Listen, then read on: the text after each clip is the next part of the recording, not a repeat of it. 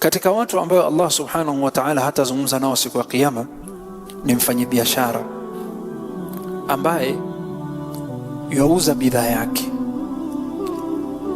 na ili kumkinaisha huyu mtu anunue bidhaa yake yuapa tena kwa uongo. Nunua bwana, hiko hivi, mimi lakini hivi, wallahi mimi mwenyewe nimenunua kwa bale, na ili hali ni uongo, la iyadhu billah. Auza bidhaa, simu, hii simu wallahi ni original, mwanzo wallahi mimi nimenunua kadha. Yani yatosheleza kwamba hufai kuapa kuthibitisha katika mambo yake. Allah's name is not cheap. Jina ya Allah si rahisi, hufai kuleta katika mambo ya kidunia dunia. Fakaifa, iweje kwamba sasa wewe waleta jina Mwenyezi Mungu na waleta viapo katika mambo ya kidunia tena kwa uongo ili mtu anunue kutoka kwako? Huyu Allah hazungumzi naye siku ya Kiyama. Wewe umeshukisha jina la Allah, imekuwa ni ndogo katika nafsi yako, na Allah amekuwa hana thamani kwako kiasi cha kuwa watumia jina ya Allah kuuza naye bidhaa yako, tena bidhaa ambayo wauza kwa uongo. Na maadhallah.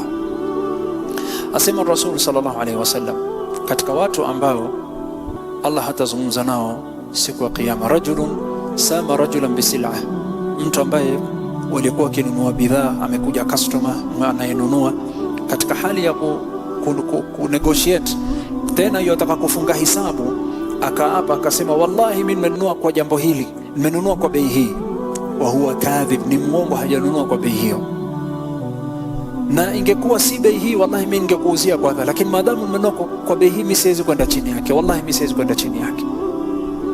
Sasa yule mtu akawa fasaddaqahu ar-rajul fa akhadhaha, na yule kwa sababu amemwapia jina Allah akanunua kwa ile bei ambayo si aliyenunua yake, na huyo akadanganyika kwa jina ya nani?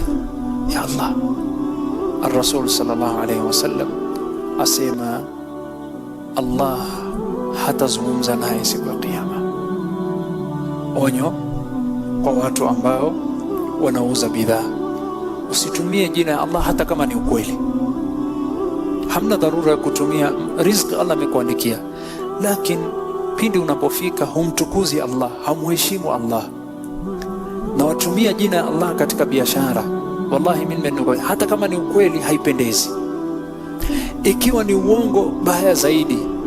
Ikiwa umeapa tena kwa uongo na huyu mtu akakubali kwa sababu umemtajia Allah akanunua, basi ndo wewe Allah hazungumzi na wewe siku